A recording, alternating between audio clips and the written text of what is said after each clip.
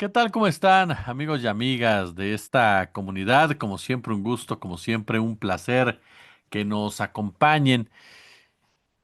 El tema del CIDE nuevamente se ha puesto sobre la mesa, generando diversas opiniones. Esto a raíz de la salida de quien fuera su titular en los últimos años, en una decisión que fue tomada por la doctora Rosaura Ruiz.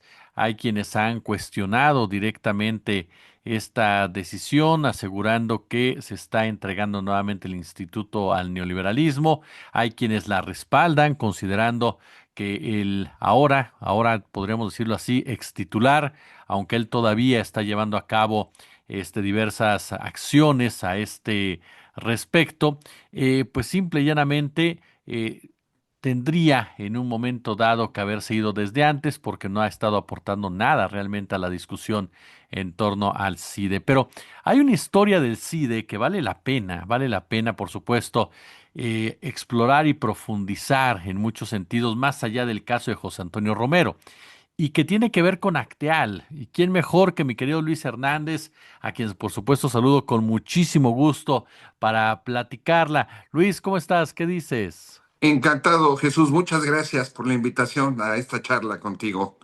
Eh, No, hombre, siempre un honrado, placer. querido. Gracias, querido maestro. Oye, pues de entrada, a ver, platícanos un poco. El CIDE y el paramilitarismo, el CIDE y las abejas de Acteal, es decir, el CIDE en una etapa muy oscura, muy oscura de nuestro país y que nos tendría que ayudar a entender un poco más lo que sucede alrededor de este instituto. Sí, comencemos por el hecho puro y duro, ¿no? Que es que el 22 de diciembre de 1997 fueron asesinados 45 personas que se encontraban orando por la paz en la ermita de Acteal, en San Pedro Chenaló, Chiapas. Ellos no eran zapatistas, eran bases de apoyo zapatistas, gente de la iglesia, eh, no eran armados, ¿no? Cuando llegó un grupo de paramilitares que habían sido entrenados, armados y permitidos por el ejército mexicano, por el general Mario Renán Castillo, firmó incluso un acuerdo con esos grupos paramilitares, por el presidente municipal de San Pedro Chenaló, el priista Jacinto Arias, y por personajes del gobierno estatal como Uriel Jarquín, Tobilla, etcétera, etcétera, llegaron y asesinaron a mansalva a esos inocentes. Había mujeres embarazadas. A las mujeres embarazadas les metieron machete a los vientres. No, es una barbaridad lo que hicieron. Una cosa horrible, ¿no?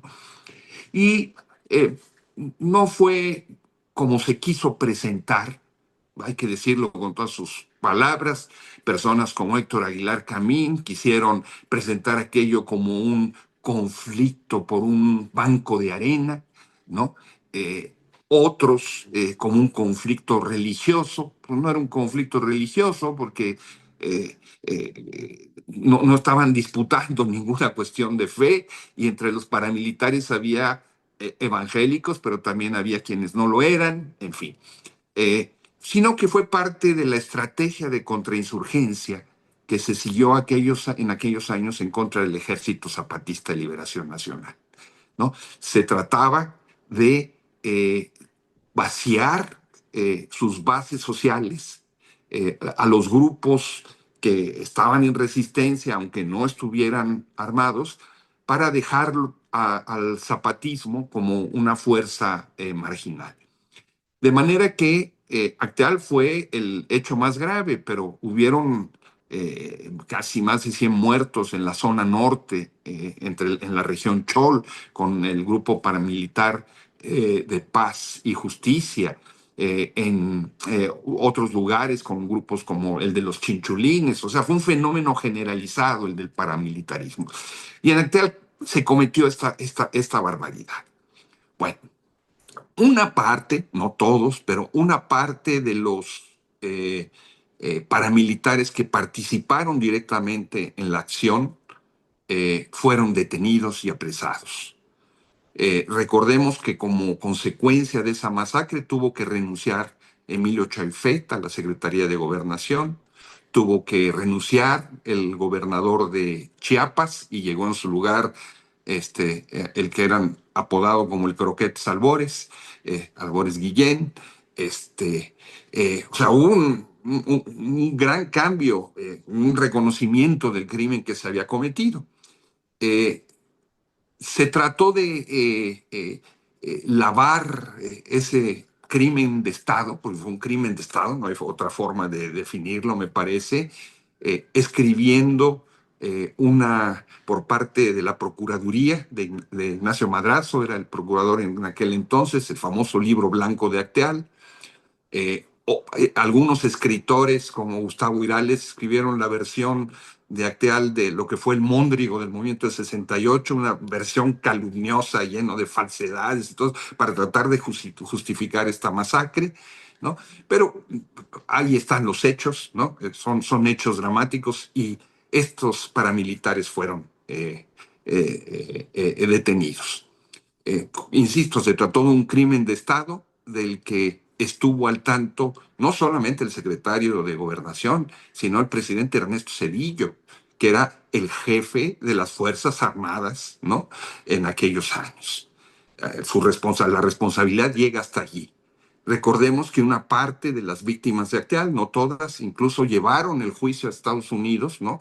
Porque pues a él le gusta dar clases allí y está cómodo allá. Bueno, es en este contexto, ¿no?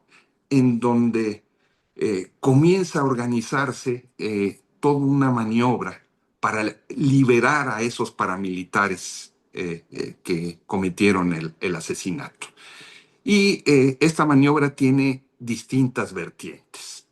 Una de ellas, en donde el que juega un papel fundamental, es un personaje que se llama Hugo Eric Flores, que todos conocemos porque es diputado, porque está aliado ahora a la 4T, ¿no? Hay que decirlo con todas sus palabras. Fue dirigente del Partido Encuentro Social, pero antes era una especie de ministro sin cartera, vamos a decirlo así, ligado a la teología de la prosperidad evangélica, ¿no? Que trabajó directamente en la oficina del secretario particular de Ernesto Zedillo cuando él era presidente, ¿no? Y que después comenzó a buscar defender el caso de esos paramilitares que estaban apresados. Eh, él, ya para ese momento, sucedieron dos cosas que son muy importantes. Una primera cosa es que él realiza en aquel entonces una alianza política con Felipe Calderón, ¿no? Como fuerza partidaria. Y le ofrece el voto evangélico, como si pudiera ofrecer el voto de una confesión religiosa, ¿no? A Felipe Calderón. Y Felipe lo hace incluso, si no recuerdo mal, fue oficial mayor de la Secretaría de Ecología, algo así. Después fue defenestrado, inhabilitado. Ahí sigue, pero fue inhabilitado, ¿no? Por un programa de árboles y unas cosas así. Entonces, esta es la primera vertiente, esta alianza política.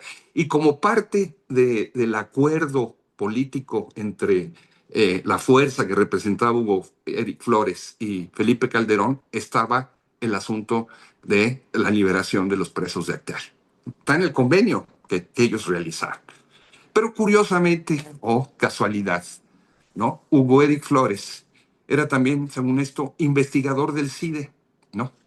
Este, eh, Pequeñas casualidades que hay en la vida, ¿no? En un momento en el que el CIDE estaba bajo la égida, vamos a decirlo así, de Enrique Cabrero y de Sergio López Ayllón, ¿no? Ellos reconocen públicamente después que ellos asumen este caso, ¿no? La defensa de los paramilitares, ¿no? Como una causa legítima en torno a lo que es el proceso debido. O sea, como si no hubiera en las cárceles mexicanas, ¿no?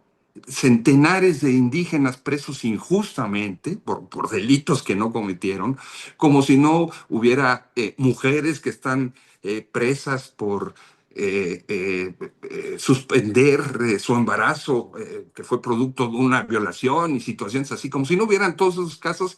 Ellos casualmente toman este caso, ¿no? Como un ejemplo de causa legítima. Y comienzan a litigar con el apoyo de Ricardo Rafael, con el apoyo de Héctor Aguilar Camín, ¿no? Hugo Eric Flores, Hugo Eric Flores Ujú. publica, ¿me escuchan? Sí, te escucho bien, mi querido Luis. Perdón. Te Bueno, volviste a mover, ahí estás, ahí ya, estás. espera, disculpa. Decía yo que Hugo Eric Flores publica dos entregas en la revista Nexos dando su versión sobre lo sucedido en Acteal, una versión que no tiene nada que ver con la realidad, que es justificatoria. Sí. Y tiempo después, Héctor Aguilar Camín retoma exactamente lo mismo que dice Hugo Eric Flores, ¿no? Lo cita mal, ¿no? Y le cambia el apellido de orden y le echa mucha pluma, ¿no? Es buen escritor, eso hay que reconocérselo. Y entonces crea una pieza fantasiosa en tres entregas en Nexos que camina de la mano junto con el proceso jurídico para liberar a los paramilitares presos. Y finalmente se les libera, ¿no? Una barbaridad, salen libres, ¿no? En dos momentos distintos. Y parte de los problemas que hoy siguen existiendo en Chiapas, Jesús, es que, primero, esos paramilitares nunca entregaron las armas y las tienen. Claro. De manera que muchos de los conflictos que hoy seguimos viendo en zonas de los altos de Chiapas tienen que ver con los herederos, ¿no? O con familiares o con participantes directos en la masacre de Acteal. Es decir, el CIDE se prestó en aquel entonces para sacar de la cárcel a un grupo de asesinos sanguinarios, ¿no? Confesos, ¿no? Liberarlos y finalmente con esta vía lavarle la cara, ¿no? Ni más ni menos que al entonces presidente Ernesto Zedillo. Oye, este punto que mencionabas, no se vale olvidar a este personaje, Eric Flores, que como bien dices, hoy anda ahí en Morena, vinculado al paramilitarismo, vinculado al caso de Samir, un personaje sumamente cuestionable por donde se le quiera ver. El CIDE, como bien señala, es una institución que hoy se rebate, se discute el tema de los titulares, pero que ahí están esos vínculos, estos pasados eh, en un caso que, como nos lo describes, querido Luis, de una brutalidad caray, tan difícil, ¿no? En un momento dado de comprender esa deshumanización que existe con esa violencia como tal. ¿Qué nos dice también, ¿no? De esos personajes? Como bien señalas, no se puede olvidar que estuvieron ahí involucrados y que es parte de una historia que no la quieren contar o que la quieren de repente meter debajo de la alfombra. Es un crimen de Estado, hay que decirlo, con las palabras, cuando el jefe de las Fuerzas Armadas y el titular del Ejecutivo era Ernesto Zedillo, que involucra a personajes como Choifet, a gobernadores, policías, otros miembros del ejército mexicano, ¿no?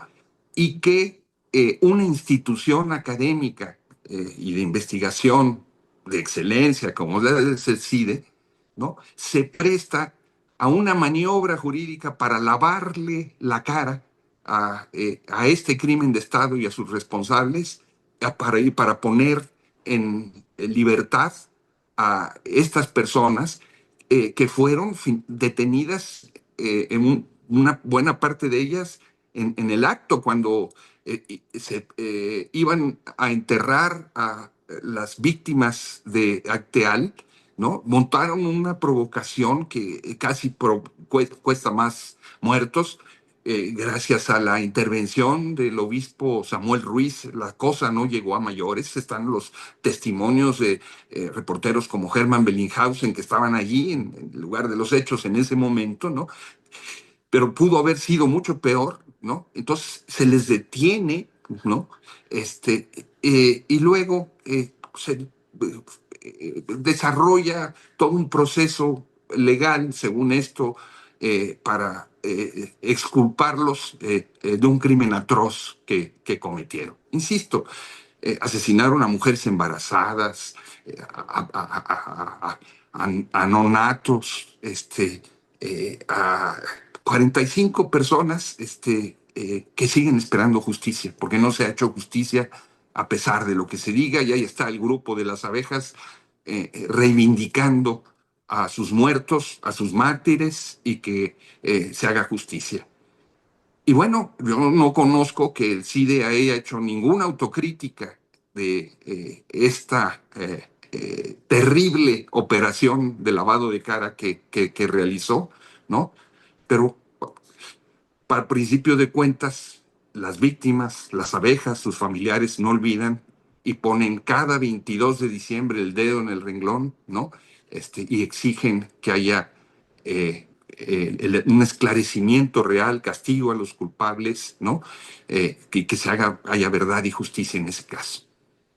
¿Qué evidencia cuando una institución académica, como bien dices, ni siquiera reivindica o ni siquiera cambia la postura u ofrece alguna disculpa o se desliga, ¿no?, de lo que pasó en esa época? Y si crees que han cambiado en este papel que han llegado a asumir. Mira, es una nueva institución, ¿no? Yo esperaría que lo hicieran en algún momento, que hubiera una autocrítica, pero este grupo que estaba al frente del CIDE en aquel entonces, el grupo de Cabrero y de López Ayón, sigue teniendo posiciones importantísimas dentro de la UNAM, dentro de las instituciones educativas, académicas. Sus gentes siguen siendo profesores o investigadores dentro del CIDE, ¿no? Hace falta que realmente se esclarezca y que asuman la responsabilidad de la barbaridad que cometieron, me parece. Oye, querido, agradeciendo siempre estos análisis, estos comentarios, y el caso de este hombre, de Hugo Eric Flores, eh, ¿hacia dónde va este personaje? O sea, que se diga, se involucra con el CIDE, se involucra con Morena, se involucra con Calderón. Un personaje que cómo lo defines en un momento dado y qué deberíamos estar exigiendo en torno a personajes de este tipo. Bueno, es un miembro prominente de la teología de la prosperidad, ¿no? De una expresión protestante, ¿no? Eh, que ha decidido incursionar en el mundo de la política utilizando su fe para eh, movilizar fuerzas, recursos, que ha pasado, como veíamos, por el PRI, que ha pasado por el PAN, por Morena, que ha formado distintos partidos políticos que siempre pierden el registro, pero Mm. que los vuelven a revivir. Hugo Eric Flores está volviendo a formar su partido, que tiene curiosamente las mismas iniciales que las de la presidenta, Ujú. ¿no? Curiosamente, ¿no? Es un partido en donde además, como eran los viejos partidos paraestatales, ¿no? Sirven para canalizar votos o expresiones disidentes dentro de Morena o de otras fuerzas para que ocupen presidencias municipales y tener entonces ese tipo de mayorías infladas. No olvidemos que hace unos meses en el pleno recinto, en la plena cámara, dio una conferencia, ¿no? Donde se gritaron aleluyas y hubo expresiones de fe, anunciando las nuevas del Señor, etcétera, etcétera. Eh, Violentando completamente el principio básico que nuestra política tiene que ser laica, que no puede ser una política confesional y que el asunto de las religiones no puede, no debe mezclarse, en cuestiones partidario-electorales, me parece. Él las ha violado una y otra vez, y ahí está, ¿no? Curiosamente, es un personaje que se opone a las mejores demandas de la causa de las mujeres, ¿no? Este, pero que ahí está, como parte de ese universo de fuerzas políticas que se expresan dentro de la 4T. Mi querido y admirado Luis Hernández, yo como siempre quiero agradecerte muchísimo, de verdad, estos minutos para nuestra comunidad y que nos permitas aprender de ti. No, Jesús, muchas gracias por tu hospitalidad y por tu generosidad aquí con todas estas cosas que me dices y por poder poner esto nuevamente en el centro de la opinión pública y decir, no vamos a olvidar, ¿no? Ya pasaron muchos años, pero no hemos olvidado y no vamos a olvidar como nos lo recuerdan y como nos lo exigen los familiares de la víctima, de las víctimas que no dejan de poner el dedo en el renglón cada 22 de diciembre, eh, donde celebran ese, insisto, crimen de Estado que se cometió.